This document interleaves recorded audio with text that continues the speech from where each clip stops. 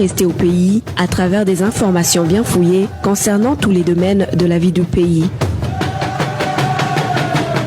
Le magazine Humura Burundi est diffusé sur le web via le site de la RPA www.rpa.bi. Humura Burundi. Mesdames et messieurs, bonsoir et bienvenue si vous nous rejoignez pour le magazine Humura Burundi de ce samedi 17 octobre 2020 et sont tardées les grandes lignes de cette édition. Les étudiants de l'école normale supérieure font face au manque d'ordinateurs dans les écoles secondaires où ils prestent comme stagiaires. Entre-temps, les représentants des syndicats d'enseignants déplorent l'incompétence des directeurs dans la gestion et l'organisation des établissements scolaires sous leur ressort. Une Burundaise travaillant en Oman vient de passer 2 mois réclamant auprès de ses employeurs ses droits de bénéficier des soins médicaux. Elle lance un cri d'alarme. Et voilà pour le sommaire. À la présentation, Trésor Nyongabo, Lucie Kabera et ingénieur Régide Mwemero de l'autre côté de la cabine technique. Ouvrons ce journal par la page gouvernance. Le personnel de la Sobugea s'insurge contre un montant de plus de 260 millions qui pourrait être octroyé à la société Socotrap. Le décaissement de cette somme occasionnerait de lourdes pertes à l'entreprise, surtout que l'octroi du marché à Socotrap a été émaillé d'irrégularités. Emmanuel Nyungeko nous fait le point. La somme d'argent réclamée par la société Socotrap et qui serait au point de lui être octroyée est de 263 544 312 francs burundi. Comme l'indique le décompte de compensation de la Socotrap, cet argent aurait été utilisé dans les travaux de terrassement d'un hangar de stock de la Sobugea, le paiement des salaires du personnel ainsi que dans l'achat du matériel de construction. Les travaux de construction de ce hangar ont été suspendus depuis le mois de juin 2018 après l'alerte lancée par des employés de la Sobugea quant aux irrégularités ayant émaillé l'octroi du marché à la Socotrap. Dans une réunion des autorités de la Sobugea de jeudi de la semaine dernière, le 8 octobre, la question du décaissement de cette somme d'argent faisait partie des points à l'ordre du jour. Au cours de cette réunion, selon les sources de la RPA au sein de la Sobugea, il a été créé un comité de 2 personnes chargées d'étudier le décaissement de cette compensation. Ces 2 employés de la Sobugea sont bienvenus à Rukundi, représentant du personnel au sein du conseil d'administration, dont la nomination par le directeur général avait été contestée par le personnel qui voulait être représenté par un certain Terence Mushano. Le deuxième s'appelle Ephraim Minani, conseiller du général de brigade Joseph Nkurunziza, directeur général de la Sobugea. Le personnel de la Sobugea s'insurge contre le décaissement d'un montant de plus de 260 millions pour la compensation des travaux dont les contrats de construction n'ont jamais été présentés. De plus, selon toujours nos sources, l'autorité de l'aviation civile dirigée par Emmanuel Habimana, alias Muzinga, n'a jamais donné l'autorisation de construire dans son domaine ce hangar de stock de la Sobugea. Ces informations précisent que ce projet de construction de ce hangar pour un montant de 900 millions aurait été élaboré par Telesphore Irambona, ancien directeur général de la Sobugea, en complicité avec l'ancien directeur de l'Air Burundi, Sylvestre Ngendakumana, qui occupait à cette époque le poste du président du conseil d'administration à la Sobugea et député élu dans la province Kayanza pour le moment. Le personnel de la Sobugea alerte alors les autorités habilitées qu'une fois cette somme débloquée, l'entreprise pourra alors enregistrer de lourdes pertes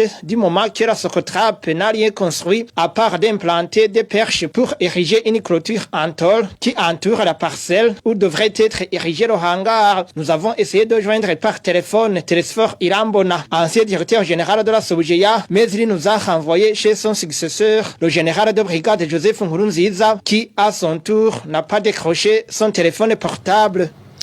Merci à toi Emmanuel Daichi Nyungeko pour ce reportage. Nous vous le disions en amont, les étudiants stagiaires de l'école normale supérieure éprouvent des difficultés dans leur stage suite au manque des ordinateurs dans les écoles secondaires. La plupart des exercices se font à la machine, mais des machines font défaut dans les écoles. Le point avec Walter Kwizera. Le manque d'ordinateurs qui s'observe à différentes écoles secondaires de la mairie de Bujumbura est le principal problème des étudiants de l'école normale supérieure qui y font des stages de fin d'études. Selon le journal La Voix des enseignants, c'est très difficile pour ces étudiants d'effectuer leurs stages en matière de techniques d'information et de communication quand les élèves n'ont pas de matériel didactique. Cette matière demande surtout de la pratique. L'un des professeurs qui supervise les stages de ses étudiants a révélé à ce journal qu'il a même honte de visiter un stagiaire affecté à une école sans outils didactiques car les stagiaires tentent d'expliquer aux élèves le cours de TIC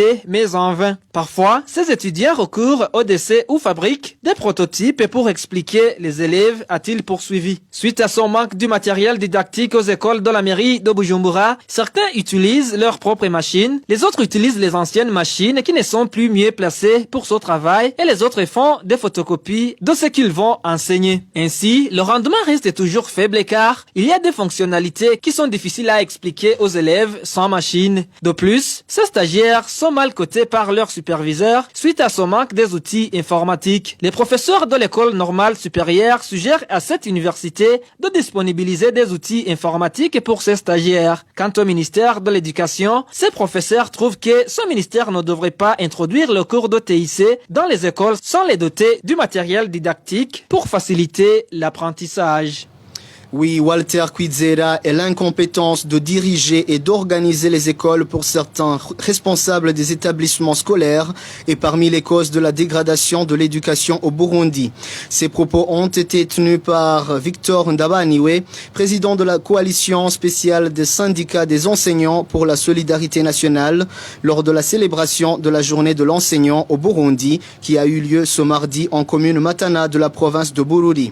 Le président de la coalition Sona demande au ministre de l'Éducation de mettre en place des critères adéquats pour nommer un directeur de l'école. Suivez Victor Ndabaniwe, président de la coalition Kosesona. Nous avons un problème dans les écoles suite à l'incompétence de certains directeurs d'école. Cela est dû au choix de ces directeurs sans considérer leur ancienneté et leur qualification pour bien organiser les écoles. Pour ce, les conséquences deviennent énormes comme le désordre dans les écoles.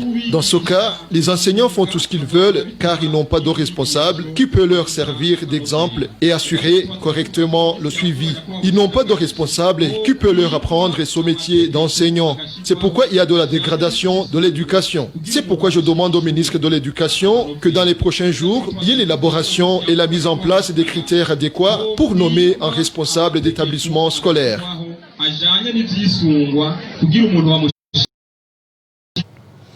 Victor Ndabaniwe a été repris en français par notre confrère Vicky Chris Ninheretse. Une courte pause et poursuivons avec ce journal.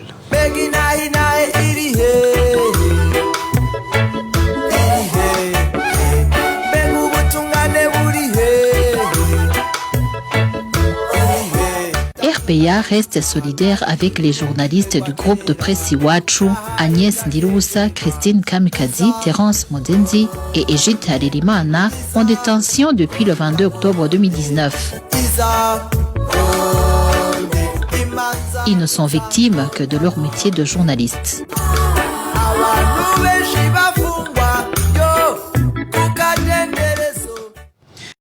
En page droits de l'homme, certains membres influents de la communauté et les forces de l'ordre sont parmi les auteurs des violences sexuelles et sexistes dans les camps de réfugiés. Dans son rapport intitulé « La violence sexuelle et sexiste contre les réfugiés, les rapatriés et les personnes déplacées », le HCR déplore que ces catégories de personnes étaient pourtant censées protéger les réfugiés. Plus de détails avec Émile Nibasumba. Les auteurs des violences sexuelles et sexistes sont parfois ceux-là même dont dépendent les survivants pour leur assistance et leur protection. C'est le Haut-Commissariat des Nations Unies pour les réfugiés qui le souligne dans son rapport sur ce genre de violence de 2003. Premièrement, le HCR cite les membres influents de la communauté, parmi lesquels les enseignants, les dirigeants et les hommes politiques. Selon le HCR, les dirigeants et les membres de la communauté peuvent abuser de leur pouvoir en commettant des actes de violence sexuelle et sexiste. Dans de telles situations, la victime est encore plus réticente à dénoncer la violence du fait de la position de confiance et d'autorité qu'occupe l'auteur de ces actes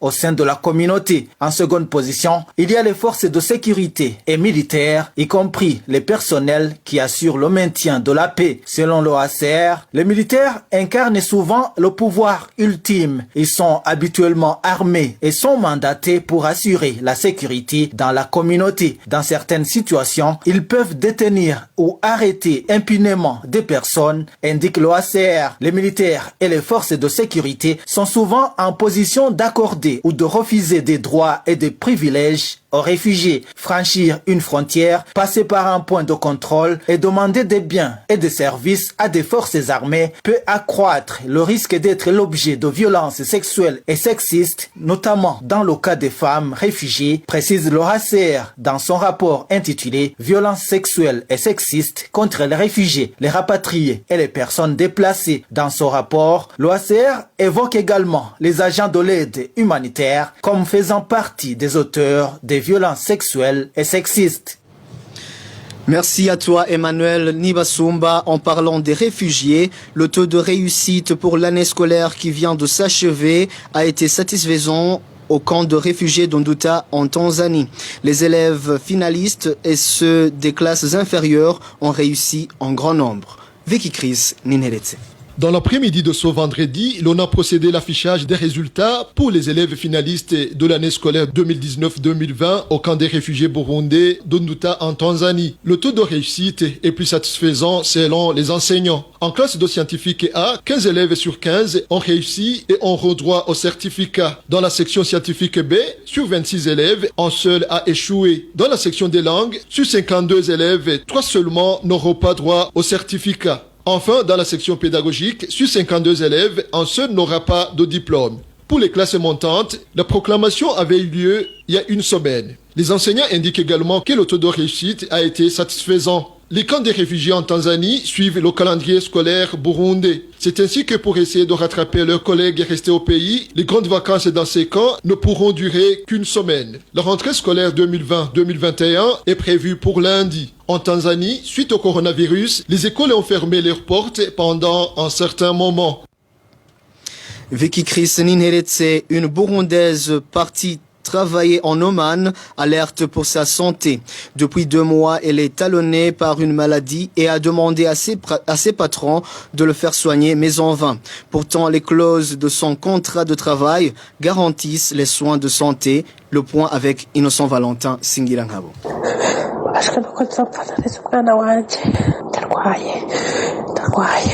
Ces pleurs sont celles d'une Burundaise partie travailler à Mascate, en Oman, il y a de cela une année. Notre source dans son pays arabe affirme que cette Burundaise vient de totaliser au moins 2 mois à travailler dans une famille arabe avec laquelle elle a signé un contrat de travail. Selon la même source, Jacqueline est talonnée par une maladie grave qui l'empêche de travailler. En état critique et constatant que ses patrons ne veulent pas l'emmener à l'hôpital, Jacqueline Daishimi s'est confiée à l'ambassade du Burundi en Arabie Saoudite, une représentation du Burundi proche d'Oman, mais elle n'a pas eu de réponse favorable selon ce témoignage. Elle avait déjà soumis son cas à l'ambassade du Burundi en Arabie Saoudite pour que l'ambassade plaide auprès de ses patrons afin qu'elle soit évacuée au Burundi. Elle est gravement malade. Moi-même, je suis parti à l'ambassade, mais je n'ai pas encore eu de réponse. Contacté à ce propos, une personne qui a voulu garder l'anonymat à l'ambassade du Burundi en Arabie Saoudite nous a répondu qu'ils reçoivent beaucoup de dossiers à traiter et que la patiente doit recontacter cette ambassade pour résoudre son problème. Jacqueline Daishimiye doit nous recontacter car nous recevons beaucoup de dossiers. C'est très difficile de traiter plus de 100 dossiers étant seul. Va leur dire de rappeler et doit persévérer car chaque Burundais doit être rétabli dans ses droits.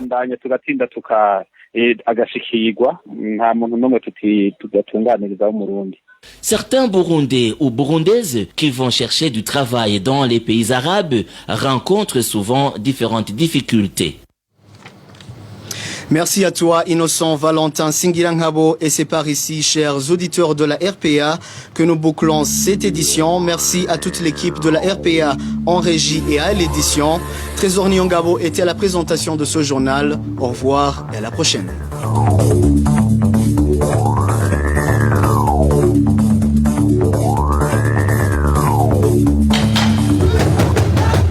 C'était le magazine Humura Burundi. Un magazine campant pour relier les Burundais en exil et ceux toujours au pays à travers une information de qualité. Okay.